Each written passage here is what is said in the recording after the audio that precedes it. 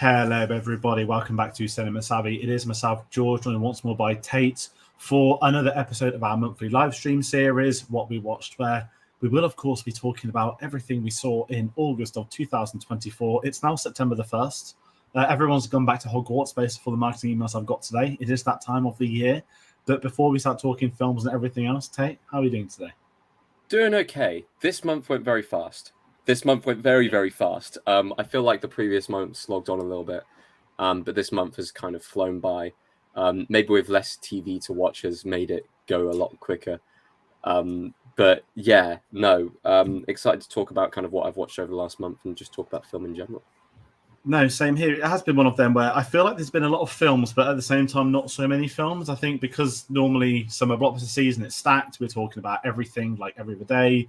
As you mentioned, I've had a lot of TV recently. The Rings of Power has just started. I'm going to sort of tune in towards the end so I can get it all done over one or two sittings.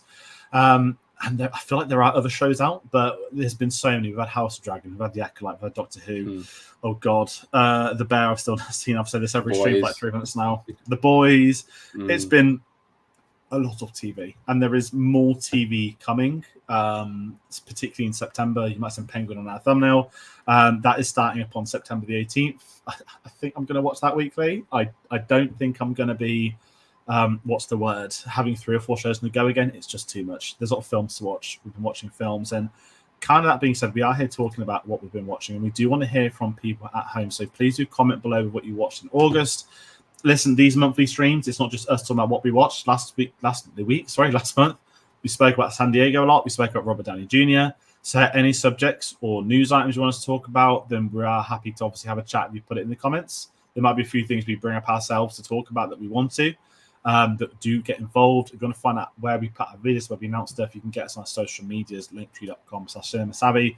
Then I'll put through to our Instagram, Twitter, Letterboxd, Facebook. We're using Instagram a lot more now. We've got lots of reels going up.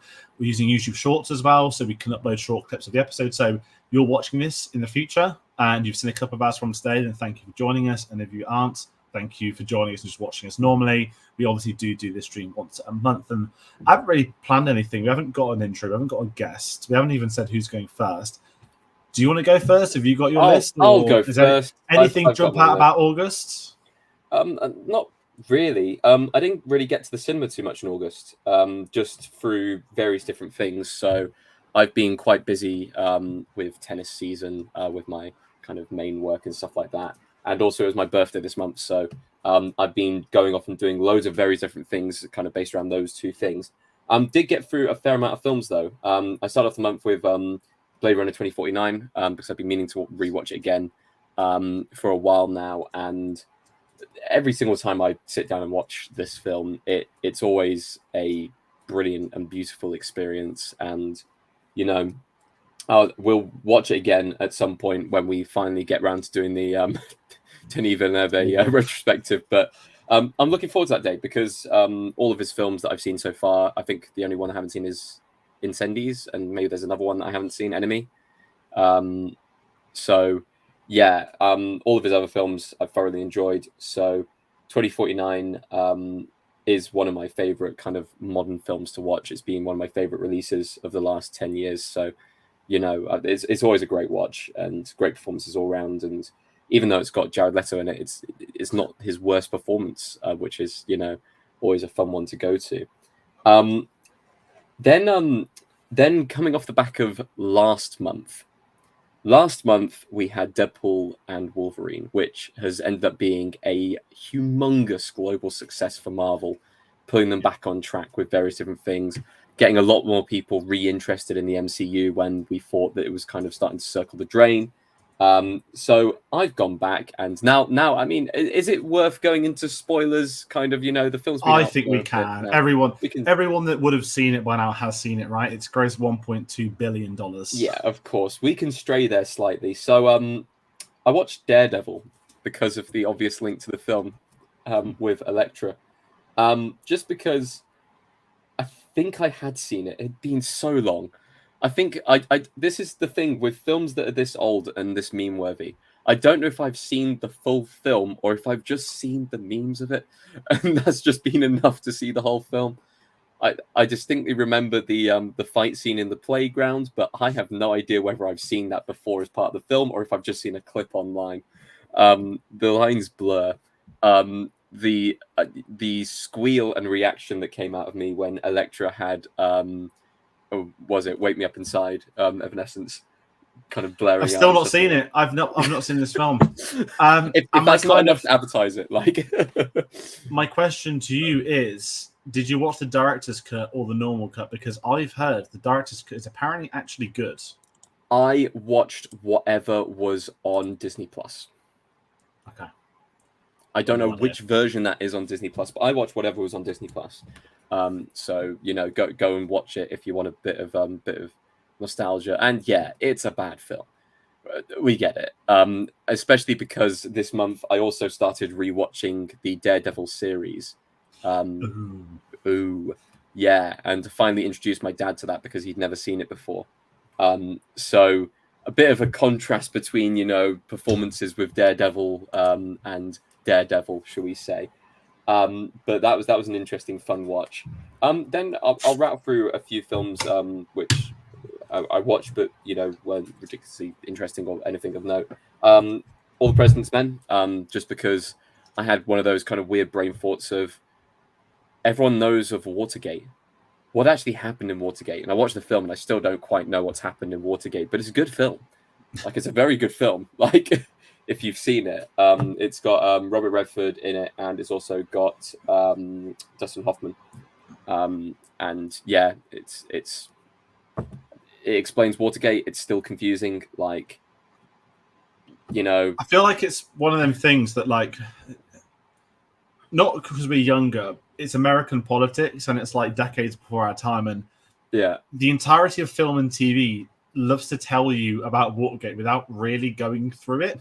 So every time the Watergate scandal was brought up, I'm sort of sat there like, yeah, and I was like, oh, good, research it. And I'm like, well, yes, but I'm not American, so I don't really care. It's the end of the post when it ends with the Watergate. I'm like, I didn't know. Here's the thing. I'm pretty sure, because I've seen through the comments on Letterboxd, most people who've seen the film also still don't understand Watergate. But I think the term Watergate has just become so synonymous with like a scandal, with something that's gone awry, that people, as soon as you hear the word Watergate, you don't think of what it was like, stealing records from the opponents, like gerrymandering or whatever it was that they're actually doing. It just goes, oh, scandal. Yes, it's a scandal kind of thing. You don't think about Watergate of. And it's like whenever there's a new scandal, they call it the Watergate of insert scandal topic. Or it becomes, I'm trying to think of a recent one like that's been scandalous or anything like that. There isn't any scandals that come to mind immediately. Many. There's just so many. That's the problem. Like at the moment, Mr. Beastgate, because most popular YouTuber and all the things that are going on with that. We never touch on YouTube on this channel. What happens with other channels, but we won't go there. But if you want to find out, I have enjoyed his channel. Yeah, they're waking up and going on Twitter, and it's like, oh look, one of the ex-cameraman's having a go. Oh look, that ex-cameraman turns out his brother-in-law's a pedo and worked with them all. Wild, what a wild time! The absolutely crazy. The internet is great. Nocturnal Animals, which is a film that I've always heard about with Amy Adams and Jake Gyllenhaal, which was absolutely not what I was expecting, especially from the opening scene. Have you seen Nocturnal Animals? No, I've heard of it. So the film itself is basically Jake Gyllenhaal plays a writer, Amy Adams plays his ex-wife, and he's written the first paragraph or the first kind of insert or extract from his new book that he's writing.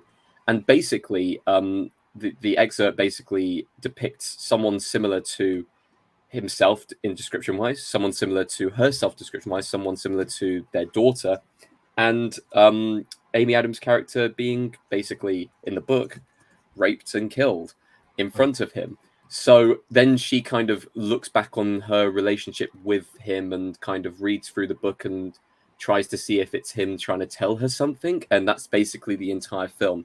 But the opening shots of the film are wild. The film is very unusual and it's good. It's quite good drama. I had a smile on my face at the end, even though I've just described, the horrific things that happen within the film. I won't spoil it, but I definitely had a smile on my face at the end. It comes full circle, and it's got a very an ending that sticks with you at least. So I know it was a big Oscar film when it came out, but we had that one. Yesterday, just as a rewatch, I wanted something light. I was like, yeah, this can be thrown on the background, whatever, you know.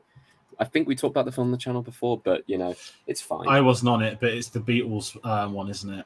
Yeah, like, all you need to know is Lily James is a national treasure. That's all you need to know. Just in anything that she's in. Go on. Imagine some, like, Today version. It'd be someone waking up pretending they're from Oasis, trying to get tickets to a concert. Well, it's really funny because they mention Oasis in the film because, of course, the Beatles don't exist, therefore Oasis don't exist. And there's various different things that also don't exist because the Beatles don't exist. It's quite funny in that sense. I have a few kind of cutaway gags for that. Did you try for Oasis tickets? I'm terrible at music, so I don't even need to. I enjoy being on social media last night, though, for the outcry that came after. Very anticipated. I know that there's a big thing with Ticketmaster at the moment, isn't there? Here it is. I was literally going to joke about it. The tweet is like, why would Ticketmaster do such a thing? I'm like, we not considered that Noel Gallagher's going through a £20 million divorce and his jokes in the past that he'd do Oasis for 100 mil. Have a think about that, guys. And dynamic pricing is not new. It's a disgusting concept, but guess what? It's not Ticketmaster. It's the band you're paying to see choosing the price. Taylor Swift loves to call them VIP tickets. Guess what, guys? The normal tickets were 600 quid with freebie. Every artist does it. My favorite's Hans Zimmer. He now does the VIP because you're in the front 5 rows. So it's like 3 times as much. We sit in the front 5 rows anymore. Like the Ticketmaster, yes, they are bad, but it is the artists and management that are setting those prices. And listen, fair play, we've got tickets. I'm not going to sit here and berate people's music choices. I don't know their music well enough. I would be the epitome if I even tried. Oh, he knows one song. I think I could name maybe like 5 Oasis. I could name my top 5 Oasis songs, but I don't think it matters too much. Yeah. Like I think I can maybe name between 5 and 10 Oasis songs. I wouldn't know every single song if they were singing it. I'll be honest. I wouldn't want to be in the arena with half the people that go on about them either. So when I was growing up in that era when people were still listening to Oasis, I was listening to Arctic Monkeys. So I could list off more Arctic Monkeys songs than I could Oasis songs, and I definitely know Arctic Monkeys better. But there you go. My music knowledge is truly that bad. That's why I wanted to bring it up because it's been everywhere. And listen, like fair play, like, again, something Taylor Swift. There will be a documentary about it. Even though they said, it's not going to be filmed, it's not going to be advertised. I'm sure for a fact if they think about it for 10 seconds and try and get a Taylor Swift Eras tour in cinemas kind of deal, then they're going to make. It'll be Oasis at Heaton Park coming to Disney Plus at the end of 2025. Vinyl soundtrack. Not soundtrack, vinyl album, you name it. It'll all be done. They rejected Glastonbury. A fair play to that. I agree to that. Sorry for telling us into a music thing. No. I mean, this speaking of Oasis, have you ever seen the terrible Sacha Baron Cohen film Grimsby, where he's basically playing Liam Gallagher, the football hooligan? Yes, dreadful. One of the worst ones I've ever seen in my life. I completely agree. It was my worst film of that year. Anyway, moving on. The Batman. We have the Penguin in our thumbnail, and I rewatched The Batman because once again, my dad hadn't actually seen it yet, and I know that Penguin is out soon. And I was like, do you know what? Let me refresh myself. I enjoyed Colin Farrell's performance as the Penguin. Really disappeared into the role before, like anything before. You would not recognize him if you didn't know it was him. And yeah, it's a grungy, emo Batman in a dark city with some very, very dark themes running through. I can't wait for part 2. I really want to see how deep down the rabbit hole they go, what villains they bring up, what horrific things they show on the screen and put Batman in those situations. I'm looking forward to it. I really enjoyed the rewatch. It was only the second time I'd seen it, so I really enjoyed it. I'm going to rewatch it before the 18th. My parents went to Liverpool earlier in the year for like a weekend away thing. I was like, yeah, go watch the Batman film. Like, it's basically a tourist hotspot. And the 4K disc had broke. It had never been played, so obviously I'm not going to get a refund from something 2 years ago. But one of my friends has actually just sold his 4K. He's got like a limited edition thing. I was like, okay, mate, I'll nab that because I don't have it and I really want to rewatch it. So I'll probably talk about it next month, but I fucking love the Batman. I've been listening to the soundtrack a lot. It's a great film. I'm very excited for the Penguin. We'll have reviews if we can before. If we don't, we'll be having a season discussion minimum after. Yeah. And I think Batman 2 starts filming next year. So that's exciting for the industry as well. Yeah. Sorry. Any more? Sorry, I felt really. Any more? Yes, I'll rattle through a few. I saw The TV Glow. What a weird film that was. That's a film that came out this year. It's an allegory for trans people. It's an allegory for childhood nostalgia. It's okay. I think it lost its message towards the end. Who's it got in it? There's one famous person, Justice Smith. That's it. And then it's an odd little film about it's like coming of age. It was okay. The Federer documentary, loved it. As a tennis coach, tennis fan, tennis player, it's one of my favorite watches of the year just because he was my favorite all-time player. I'm surprised that I didn't twig onto it earlier and try and see if we could get press for it or something like that, and push for that, or even just watch it on release. I don't know why it took so long. I didn't even know they did a documentary. Yeah, it's been on. What's it on? It's on Prime. There we go. Yeah, it's one of those things with tennis and film. Apart from the film Wimbledon, the film Challengers, it's never quite it's never worked out or married together. Even documentary wise, like they did a kind of Drive to Survive styled one called Breakpoint, which loads of casual fans of tennis really loved, but anyone in the tennis industry and tennis world, even the tennis players themselves, shunned it and said this is trash. That sounds very familiar. You're telling me that Netflix, the same studio, the same actual production company who did Drive to Survive, did a unreliably narrated tennis series? Mm-hmm. Who could have ever thought? Exactly. And then Alien Romulus went to the press, didn't go for the press screening for that, actually. Really wanted to go to the press screening for that. Couldn't actually make it because it was the day before my birthday. Did go and see it on release and loved it. Really loved it. Return to form. Very, very good. Chef. Rewatched Chef.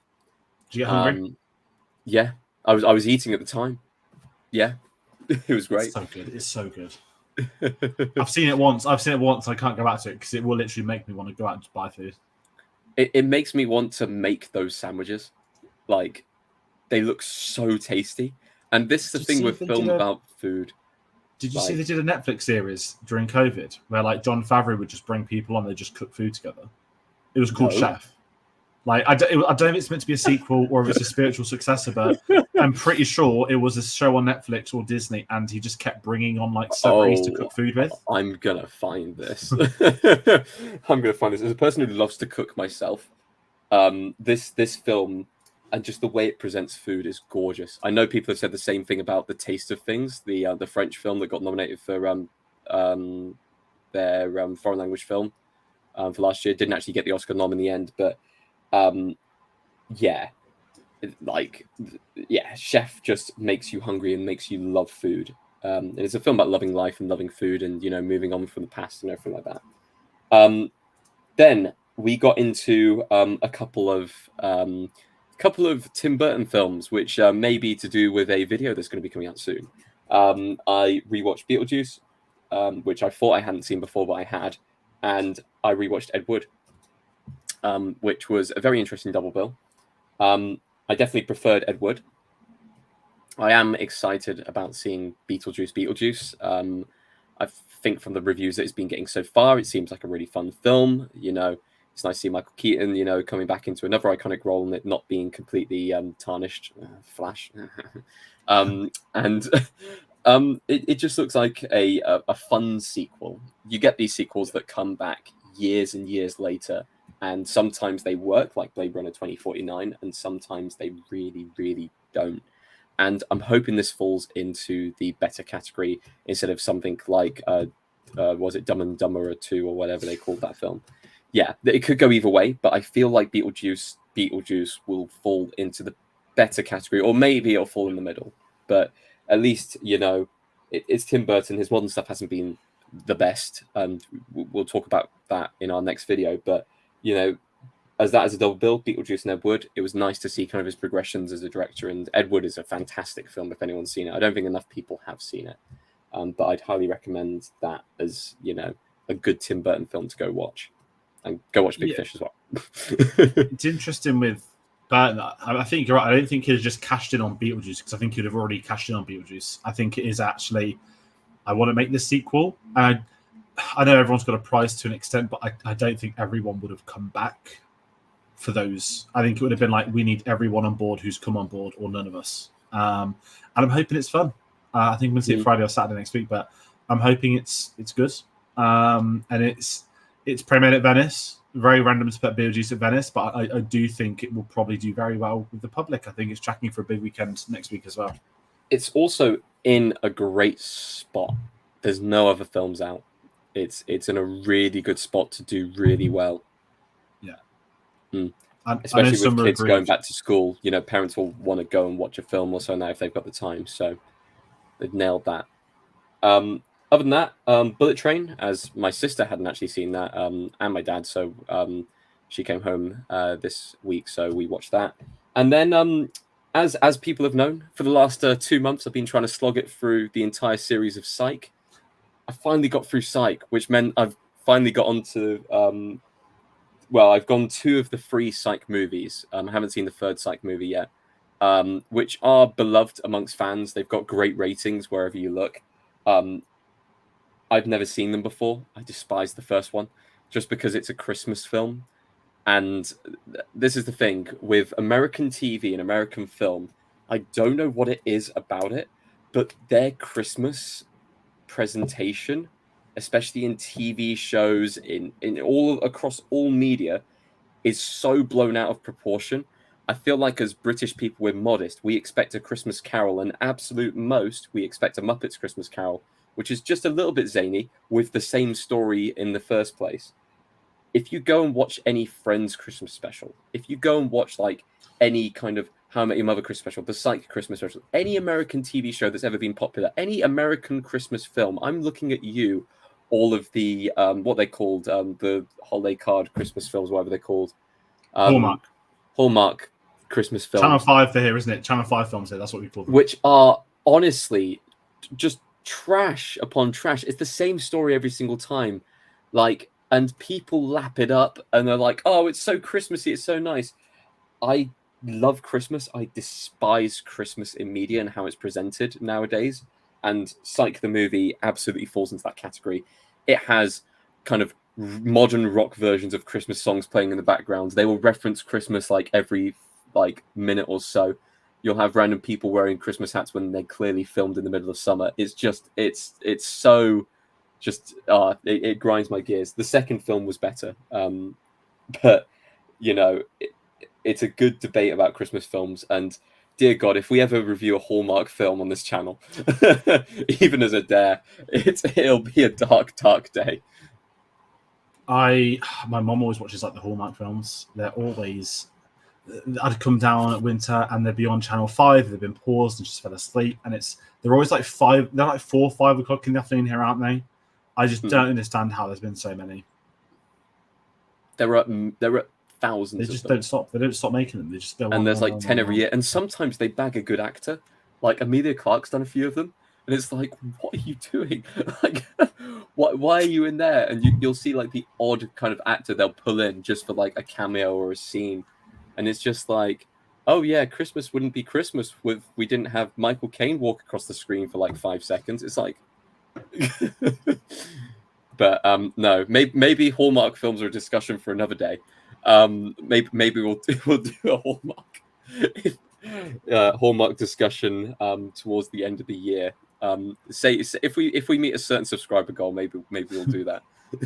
I'd have to like find them. So find me one that's different from all the others. Well then. Yeah, if we could find 3 that are different, if we get to 5K subscribers by Christmas, we'll do it. Challenge accepted. Get us to 5K. But that's all the films I've seen this month. Apart from that, rewatching Daredevil. And today I just started. I guess that comes in next month. But I started watching the new series of Futurama. But I'm enjoying going back through Daredevil. Daredevil's a great series, you know. Yeah, I haven't ever seen the final season because I know that was after the Defenders and I'd given up at that point following the... But I am excited for the new Daredevil show on Disney and I do feel like that is going to be a or they scrapped the long season run. They scrapped like episodes after it filmed. So this is back something to basics. Very quickly. This is something I absolutely want to discuss, because the one thing that I've been focusing on when going back through the Daredevil series is that it is a traditional TV run. It is 56 minute to like an hour and 5 minute episodes. It is well structured within each episode. You have a continuation between it and a good thread running through. Not only that, but it's 3 episodes until the big bad's introduced for the series, and the episodes haven't dropped in quality, they haven't dropped in time length, they haven't dropped in anything. There isn't like a dead episode thrown in there. And then I look at modern day Marvel TV shows. I look at modern day Disney Plus shows, Star Wars, Marvel, whatever is being produced. And episode 1 will be longer. Maybe they'll release episode 1 and 2 together. And then episode 3 will be 30 minutes long. And it's not the full content. It's not really fully fleshed out. And people then talk about it when it gets to the end of the series. People talk about characters being rushed, the story feeling like it's oddly paced because some episodes are longer, some episodes are shorter. You don't really have enough time to develop the characters. Whereas what I'm really enjoying with Daredevil is it's really developing the characters. It's giving so much time on screen to fleshing out the universe and fleshing out the city so it feels lived in. So the mystery is being built up slowly. So you're getting episodes dedicated to certain characters so you can really kind of stamp their presence on the show. I love that style of TV. I really do. And it really annoys me when, and I'm going to call them out here, shows like Doctor Who do a shorter run instead of going for their traditional longer run where it was 45-minute episodes and they went for 13 episodes. This season, it was like, it's done in a flash. And you've got all of the modern Star Wars shows, you've got all of the modern Marvel shows where you'll get 1 or 2 episodes which are longer, you'll get the finale which is slightly longer, and then every episode in between feels like filler because it doesn't give you the content, it doesn't flesh out the characters enough. So that's my rant over at least, but you know, it's a massive difference when you go back and watch maybe the first 3 episodes of Daredevil and you go, wow, we've been missing that kind of TV. No, it's bang on. You mentioned Doctor Who, which is under the Disney umbrella, not here in the UK, but it very much has control over a lot of what is going to be done here in the UK. And you are right. I mean, this month we've had a massive talking point. I'm fine to bring it up. The Acolyte's been cancelled. Sorry, not renewed for season 2. Which is really interesting because I've got my own gripes with this announcement. It's not really an announcement, is it? At no point in the marketing, in the production cycle, in the pre-production cycle, did they ever go on to say we're looking at doing a multi-season Star Wars TV series. Andor, day 1, 5 seasons. We're going to do a 5-season show about catching Andor. Everyone's like, huh? And then it became a 2-season series, which we're all fucking buzzing for. But not even until maybe the week the Acolyte started or a few weeks in, people started saying, oh, yeah, we could do a season 2 if you're all band behind. I'm like, you've never marketed this as a 2-season show to us, a 3-season show. You've not marketed it as a multi-season show. You've sold it to us as a miniseries. And I'll be really honest, and I'm gutted it's been cancelled because I very much enjoyed it. I'm not going to sit here blaming X, Y, and Z. It got cancelled / not renewed because the viewing figures were so low. And you have to look at this from a completely neutral perspective, whether you enjoy the show or hate the show. It had a lot of views in the first 2 episodes, so much that Disney did the article saying how many people viewed it. That was not seen again. No article was written again. The show's not coming back. The leaked reports indicate that it was after the first 2 episodes, it plummeted. And that's when they made the call. And it's sad for the show writers, for the actors, etc., the crews that are going to be working on it. They thought there'd be a second season. That's a lot of work for them. But the call has been made, and the call was made because there wasn't viewership. And doing those kind of seasonal runs, as you mentioned, like 8 episodes, a 40-minute, then a 30-minute, then a 40-minute, then 25 minutes. And then the 25-minute episode, best episode of the series, because it's basically a duel / murder scene. Exactly. But you lose so much in different types of shows with that, and it's really frustrating. And you mentioned, Netflix. Back then, there was 13 episodes. Netflix's identity was we do 13-episode series, which was dreadful, and I'm glad they sort of slowed that down. Now we have the awful 8-season season, which is a thing, 8-episode season, sorry, and then the show will come back in 2 years' time. I'm like, listen, I've not watched Bear season 3 because I'm just behind. We're getting a season annually. X-Men 97, we're getting a season annually. Get back to making TV shows year by year. And it does leave me worried about another show that I'll talk about later on. But it's just one of them where the production of TV, I don't think we can blame COVID anymore. I think for production standpoints, we are now past that. and that studios need to do more, whether it's the writer's room, whether it comes from the SCG strikes, that we're going to get better writer's rooms, I do not know. But the TV structure, and then cancelling shows after one season, it's not exclusive to the Acolyte. It's been a lot of Netflix shows, and a lot of the best shows have been shows where it gets better. Parks and Rec would have had one of the worst season ones ever, and it's one of my favourite comedies ever. The Office, the American Office, dreadful season 1, excellent season 2 onwards. Shows need time to grow. And rushing to cancel stuff does not help that. At the same time, you look at it from both ends. If the viewership is that abysmally bad, you have to cancel it. Then I also believe that is a statement. And also, on top of that, when a show has a ridiculously high budget, that does make a factoring decision with what they're going to do. And it's frustrating all around. All I ever say is if only we could have the transparency of streaming views. Because only the studio has access to them. We've got your normal domestic TV viewerships. That's how some people know about some things, but not streaming shows, which is really annoying. It's an interesting point as well, because people love to see numbers. People love to see success, and people like to see failures as well. It's why we have rating systems for things. It's why people obsess over box office figures and everything like that. I feel like if we did show the streaming numbers, it would do one of two things. One, it would expose the streaming services to show what shows are, actually pulling in the crowds and everything like that. But also, I feel like people would get competitive with it. If people saw a show that was a bit niche, maybe they wouldn't go to it, or maybe they would go to it and they would go, oh, okay, this is an unknown series. Let's go and watch this. Let's actually give it a bit of a viewing kind of platform. So I feel like it could have a positive change. I don't think it would completely crash and, like some people would see that the show has 0 views, they're not going to watch it. I feel like it would at least give a platform for something. So it'd be an interesting experiment to see if a streaming service did that and just went, hey, here's our viewing numbers. You can see them live. Just like a YouTube video, you can see how many people have viewed it.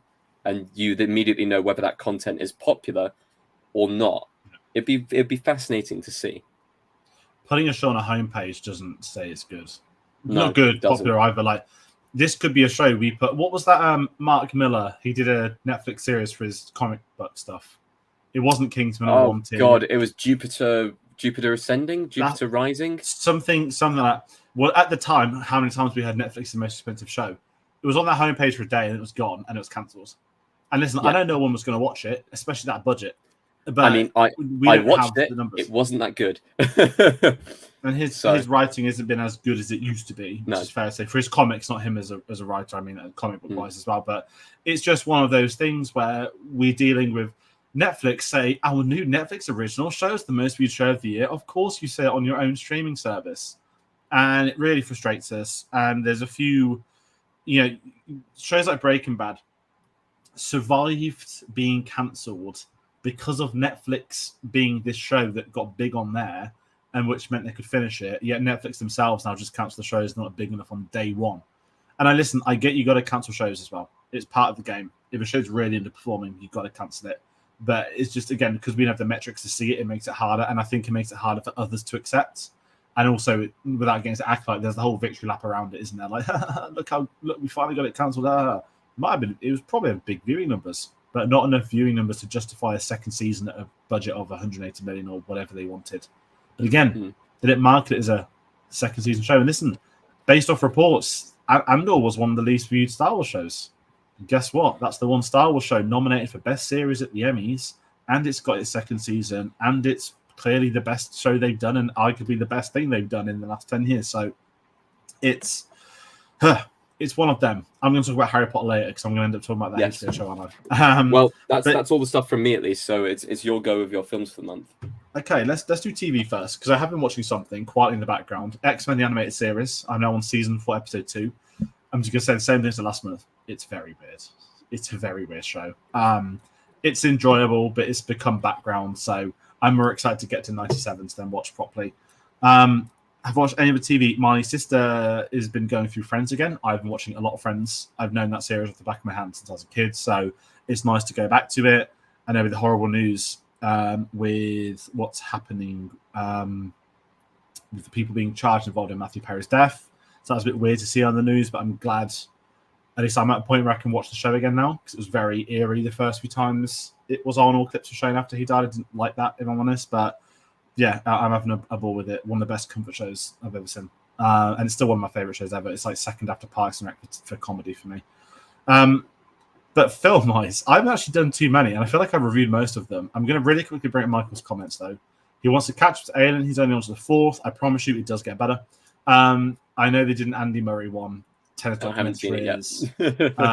And emo is a good word for it, which I'm guessing would have been about the Batman 2022. Okay, what have I been watching? There's going to be a theme. So I always do the dates night. 3rd of September, Saturday. Not a SummerSlam. I did technically watch SummerSlam. Great pay-per-view for those who are interested. I went to the cinema first to watch Spider-Man 2002.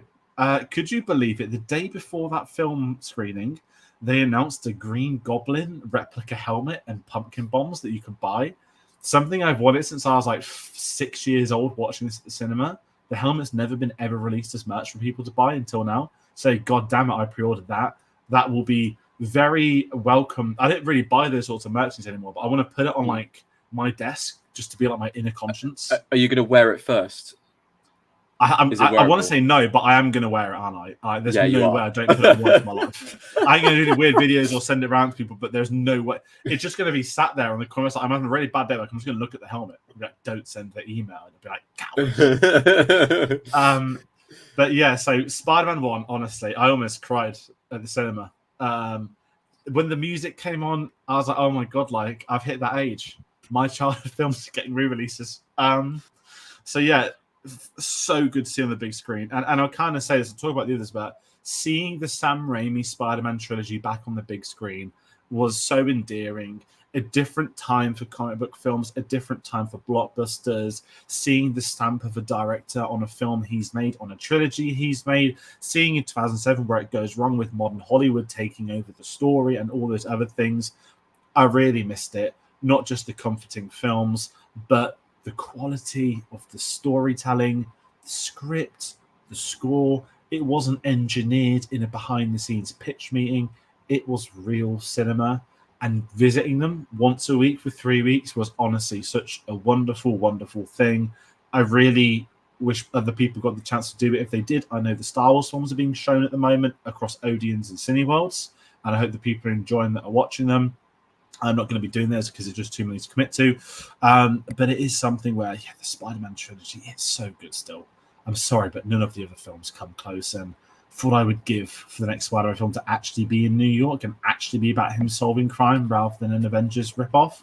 Unfortunately, we're living with the rumor that it's going to be set between Doom Dynasty or whatever they're calling Doomsday and Secret Wars, which means it's going to be set on a Secret Wars planet. So Tom Holland will still not get another Spider-Man film traditionally, apparently. And yeah, the Raimi films, man, back at the cinema, beautiful stuff. I'm just gonna get that out of the way to begin with. That's my pre-talk, Campbell. But yes, third to watch Spider-Man. Oh God, Friday the 9th. What a triple bill.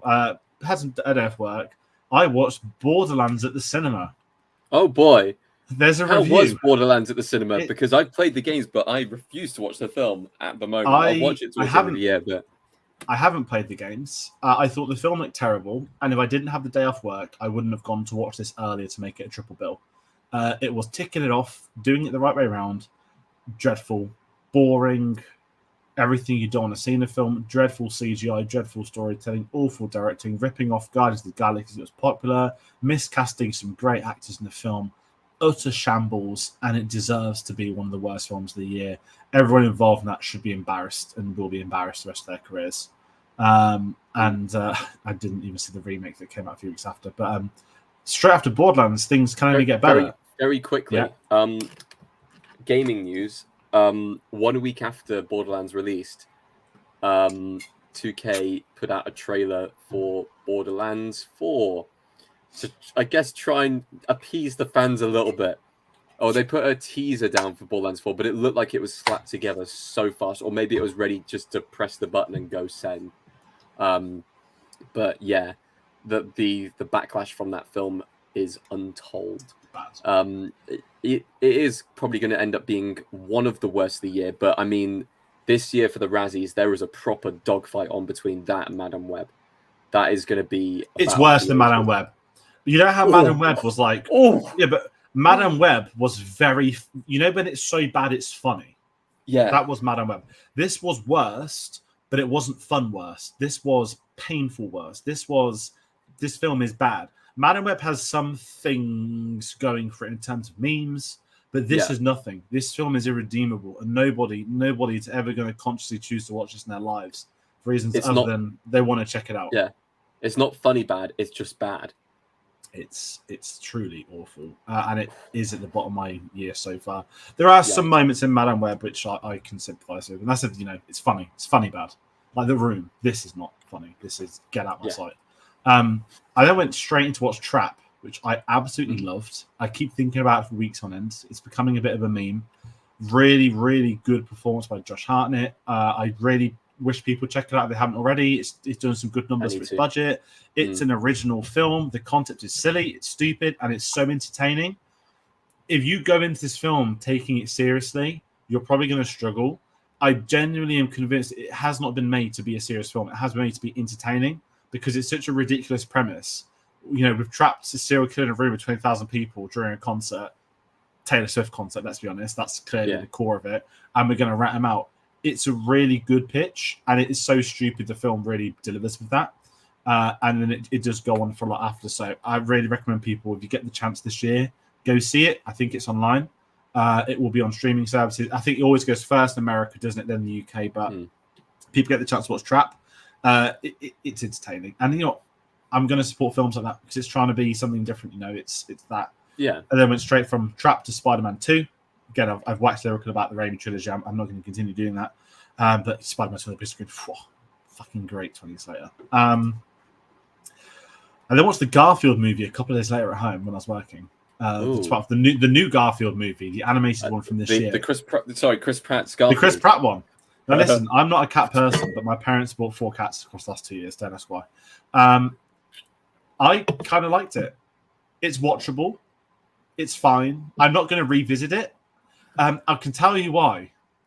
It has Ving Rhames playing the voice of a bull, only for the premise to narrate an impossible mission for Garfield to do, whilst playing the Mission Impossible theme. Where does it rank amongst the Garfield films? Is it I've never seen a or Garfield worse film. than The I've Tale never of seen Two one. Kitties? Is it better or worse than the Bill Murray original one? I've never seen a Garfield film until this. It was watchable. I'm not going to recommend you go out and watch it, but hour and a half, on the laptop, it could have been a lot worse. It could have been a lot worse. On the channel, do we need to do a retrospective of all of the Garfield films? I don't like cats that much. I just wanted to tick it off. Listen, the Ving Rhames bit got me. It got me. The Ving Rhames bit got me. Okay. I don't know how they got away with it. I don't know if they had to pay Tom Cruise some money or some soundtrack money things, but it's fine. It's a kids animated film. It's fine. I then on the 15th watched Jackpot, which is the new John Cena film. He's not on a good run this year, poor John. I know he's got his retirement run in WWE next year, which I'm excited for, but his films this year have not delivered. A lot of people have liked Jackpot that I know. There's a really cool premise that basically the state of California went bankrupt. If you win the lottery, you have to survive until 11 o'clock that night. Anyone can kill you. If they kill you, they get the lottery winnings. But it's played as a comedy. Purge.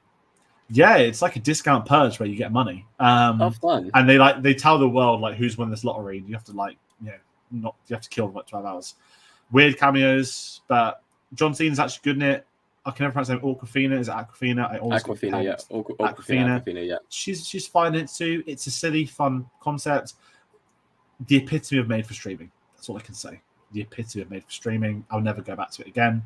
Had it had I don't want to say a bit more money, but had it been a cinematic film in a cinema with designed for that, there could have been potential. If I'm really honest, it could have been potential to be a half decent film by another pair of hands. But I'm all in the John Cena hype train. I know he's filming Peacemaker season 2.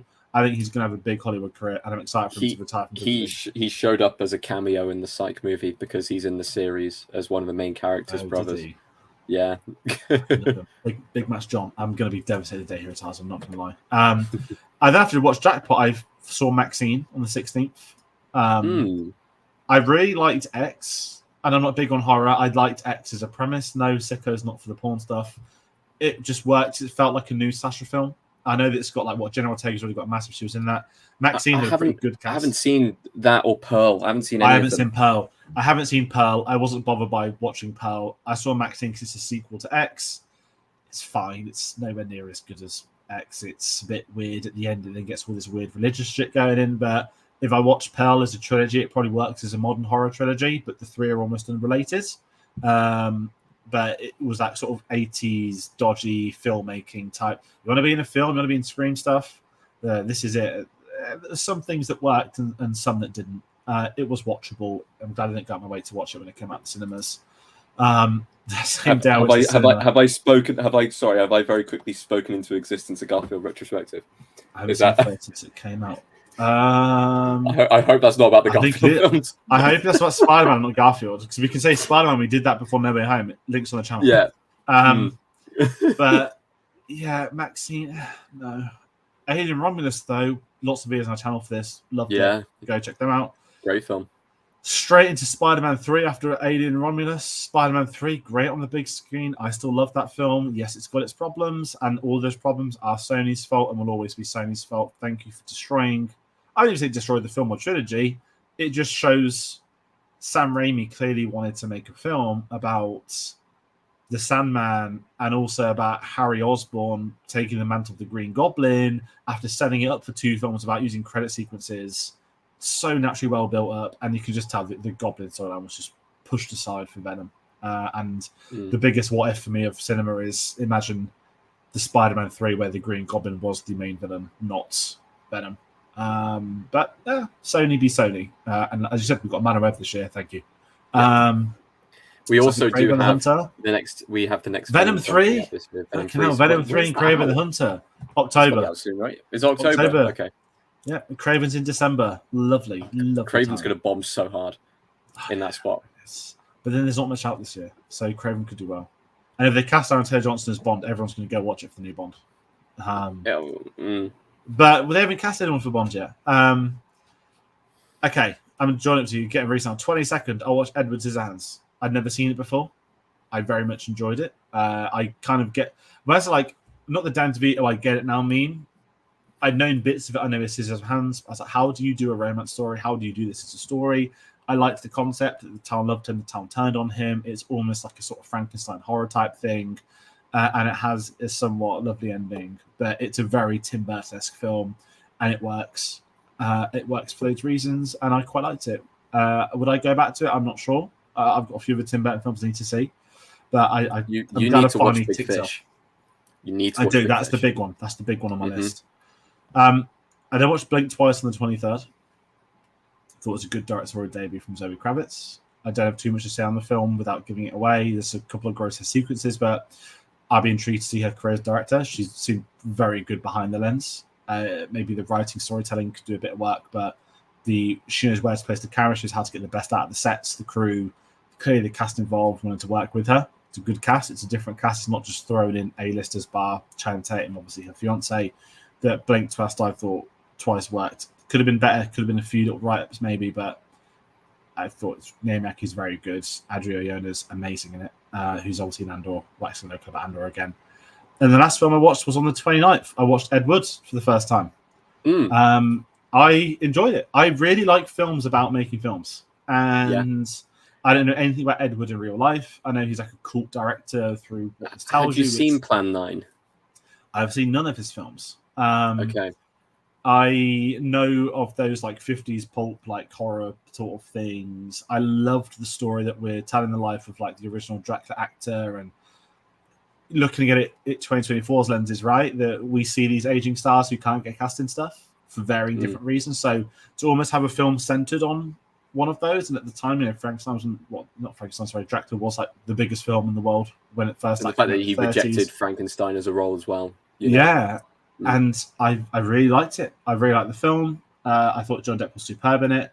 I thought it was very mature from Tim Burton. It doesn't match his other films as much. You can see a bit of Tim Burton there, but it felt the most, not like corporate of his, but it felt the most like, this is a passion project of mine, where I'd imagine he's grown up with Ed Wood films to have then wanted to have made the Ed Wood film. That's how Not I on the view it. I same, don't yeah, know that. not on the same scale, but I see it as like Christopher Nolan did all of those films, and then he made Oppenheimer, which was like a biopic and was very serious and was very different in. And explains a lot of his career, which I feel Yeah, like Ed Wood does to Tim Burton as well, right? exactly. Like, Of here's course, these zany one pictures. film is, you know, Stratosphere, and one film was good for the director. But I see it as that kind of similar style of film. I mean, they both basically went for back to black and white, and you know, they both went for a biopic for something that, you know, they were interested in. So I liked it. I do want to Big Fish, as we said. That's probably the biggest gaping hole I've got in the Tim Burton films I I've will not be seen. rewatching Big Fish this month. It's and a lot of them are on Disney Plus. I didn't want to rewatch Dumbo, but Edward's on Disney Plus for anyone curious. Planet of the Apes, for anyone curious, is on Disney Plus. I think Alice in Wonderland's on there as well. Alice in Wonderland's on there, and Edward Scissorhands is on there. So it's a good chunk of his works on Disney. Nightmare Before Christmas, and kind of us talking about Tim Burton. Like, obviously, we have the first episode of the Mount Rushmore series coming out on Tuesday. The first episode is a Mount Rushmore of Tim Burton films. We've already pre-recorded, that's why we're talking about it. Neil Vag from Get Your Comic Con has joined us on this one. That's going to go up on Tuesday evening. We're going to have a Beetlejuice review out on Wednesday. So we're heading into a little Tim Burton patch for a week. And it's been nice to go look at his films, because it's his first film since Dumbo in 2019. And this is going to be far more up his street. And it's nice to go back. And I like watching films from directors that I haven't seen everything from. I know we do retrospectives a lot, and I know there's been talk of Tim Burton retrospectives in the past, and for reasons we just never got it off the ground. The reality was he didn't have a film coming out for us to basically be like, let's do a Tim Burton retrospective. But he's a very, very talented filmmaker, and I think he's almost his own genre. People chuck a film into his name, and that's a bit of unfair on the films because his work is so incredibly varied. So without blowing smoke, people, that's going to go up on Tuesday evening on our channel, so you can check that out. It's just an hour chat about us talking about Tim Burton films. Nothing aggressive, nothing passive aggressive. Just a bit different. And it's a series that's going to run every Tuesday until the first week of December, we think. So watch our video on Tuesday a lot more, and you'll find out who made our Tim Burton Mount Rushmore. So yeah, there's a lot happening. I didn't see any other films. I've not seen any today. I have been playing Star Wars Outlaws, the new game, which is pretty good. Yeah, not just. Take out the stealth missions because there's too many of them. You got one of the best Star Wars games ever made. Okay. I've literally just been going around cities playing Sabacc. I'm like, listen, I used to mock people playing fictional like card games in Red Dead Redemption. At least that was real poker in a game. I have Sabacc cards downstairs. They're great. The game's really good. The game's fucking great. Like, it's actually really easy. And I love playing it on the console, but Star Wars Outlaws is great. And another game looking out on Tuesday, and this is where this is getting weird. I'm going to probably clip this as a short, so we'll have a few from today. But September the 1st is apparently Return to Hogwarts, because I went on my emails this morning and I got absolutely spammed by a lot of accounts selling me Harry Potter stuff on typical get your discount. Yeah. On Tuesday, there is a Quidditch game coming up. And if anyone played the classic Quidditch game on PS2, this looks like, I say remaster, not as a criticism. The graphics design is an intentional cartoon graphics design, not human design. It looks like that, but the character rights are all the characters from the film. So Cedric Diggory is going to look like Rob Pattinson, Harry, etc., etc. And you're going to start off at the Borough, learning, training, going through to the Quidditch World Cup. So it's actually going to be a proper Quidditch game for the first time in like 20 years. They then announced it comes free with PS Plus. It's £30 everywhere else. So get it for free, even though I preloaded a card, so I wasted money basically. So I've been in this weird Harry Potter spell for the last week or two. I was with a friend last Sunday at Wembley for a wrestling event. We were talking about the Harry Potter series, and there's been some developments of that. And I was sort of sat there thinking, and this is where I'm kind of going this chat. The Harry Potter show is supposedly going to film next summer. I know the Succession showrunner, not the main showrunner, but like the second in command or whoever did the most stories, etc., the most scripts. She's the showrunner for this series, and there are people being involved. It's past the point now where I say, this is never going to happen. But I've come to acceptance that the Harry Potter show is going to be a thing.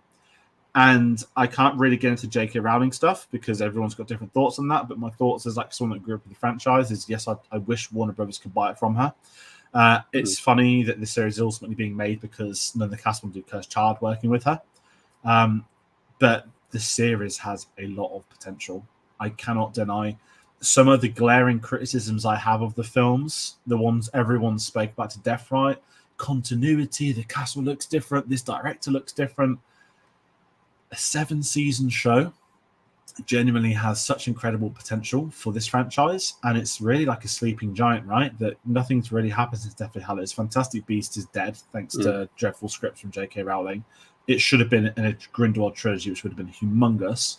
But I'm kind of excited for the show, whilst not being excited for the show, that if they nail certain things, and this is me being like I guess a fanboy to an extent, and it's not something we've really spoken about on the channel Harry Potter before, or me and you. They can go in with info, like let's say something was written in book 7, which came out in 2007. And it would have really been set up nicely in 98 or whatever, 97, whenever Philosopher's Stone came out. They could really not spread the story out, but you could bring in things from the later books into the early ones to start setting up. And I've been thinking about a lot this week that the Harry Potter show genuinely has potential, continuity-wise, storytelling-wise, performance-wise, adaptation, if that's a genre, because of all the nutcase fans you see online. I'm starting to believe this show could really have something going for it. A succession writer being involved on it is a massive green flag for me. It's huge, yeah. I am still just somewhat concerned. It doesn't need to be made. They're going to be using the same font, the same castle designs, the same everything because of the studio tour, because of the theme park designs. I've got a feeling they'll like rebrand the houses into what they are in the Hogwarts Legacy game and stuff like that, which is fine. That I'm starting to lean towards wanting to watch the show. And I'll jump in with one last thing.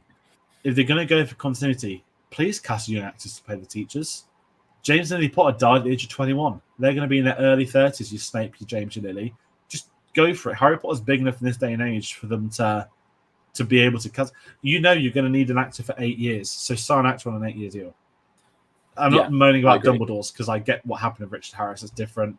It's like the continuity, right? Everyone says 2 to 3 is a ridiculous jump in theory, 6 weeks of a school holiday. Got the same showrunner for 8 years, no excuse. So a part of me is really excited for the show, a part of me isn't. And kind of where it's teeing in this video, I really want to rewatch Harry Potter films. I've not seen them since COVID.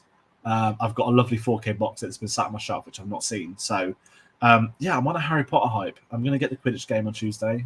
But yeah, I think with the Percy Jackson series this year, it's put a bit of faith back into kids actors and put a bit of faith into adaptations of series that, I mean, Harry Potter incredibly successful, like the film series. I'm not saying that the first time round wasn't successful. What I'm saying is it's never too late to go back and try again in a different way.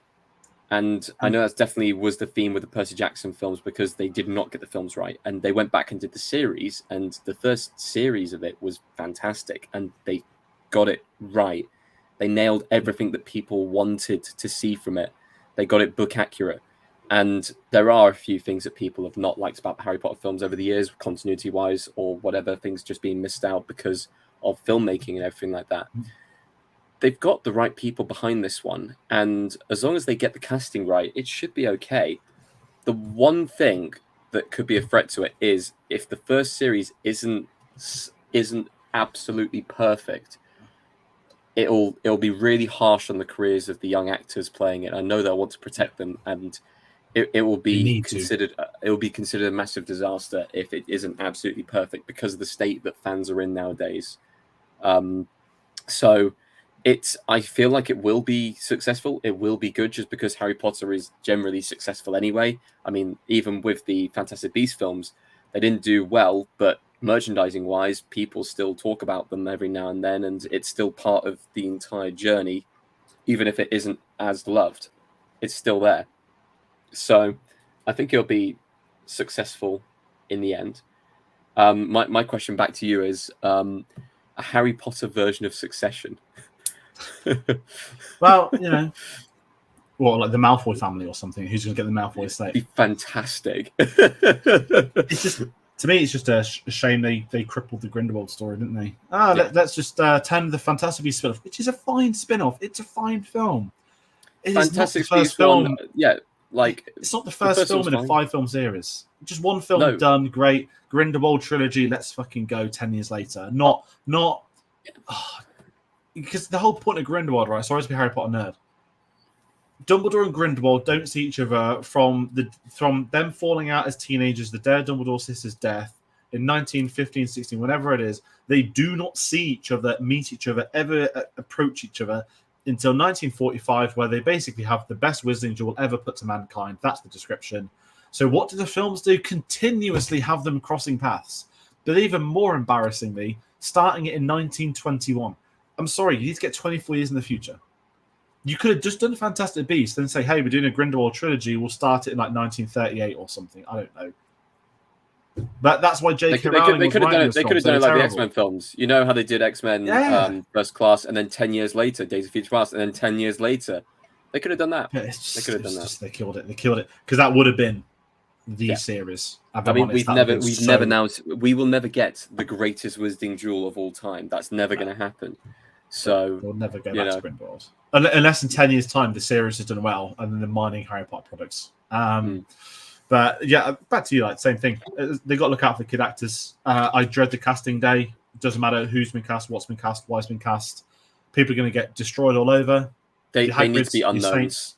They have to be kids, unknowns. Yep, entirety of kids need to be unknown. They need to be trained from day one. They need to avoid social media, and then the school teachers need to teach, look after the kids like the actors did. Grew up with them. You'll be working with them for years and end. Sorry to turn this into a Harry Potter discussion, but it's been on my mind a lot, and I really again. Not taking away anything from J.K. Rowling, she's demented these days with the black mold in her house talking to her. If you've all seen the memes online, you know. Court cases galore. It's just, I'm still a Harry Potter fan. I don't know. It's hard. I respect people that just dropped off, but I'm not doing that. I can't. I know it too well. I know it too well in my life. Sorry to make that weird thing. Let's go to Michael in the comments. Yeah. I've let us know which Edward is the best film. Watch Tuesday's video. So we don't give anything away. But there is a discussion, and Edward's brought up multiple times that evening. So we'll talk about that on Tuesday. That being said, I know we've gone over an hour. I don't have anything else to talk about for this month. Do you? I also don't have anything to talk about for this month. Lovely. So people at home, thank you for watching. Those who have been commenting along. If you're not watching live, you can still leave your comments. Let us know what you've been watching this month, what you thought of maybe our discussions. We spoke a lot about TV, the problem of studios with TV, alongside obviously the Harry Potter series, which is going to be coming out. Let us know your thoughts on those. If you want to find out about other videos what else we're working on, get us on social media, linktree.com/cinemasavvy. I'll put you through to Facebook, Twitter, Instagram, and Letterboxd. I mentioned we've got the Mount Rushmore series starting this Tuesday. We've got Beetlejuice on Wednesday. There's not many films out recently, so we've been a little bit quiet the last week or two, but we'll be back into the groove in no time. It's heading into that time of year, so there'll be a lot more coming. Thank you to everyone for watching at home, and we'll see you on the next one. Take care.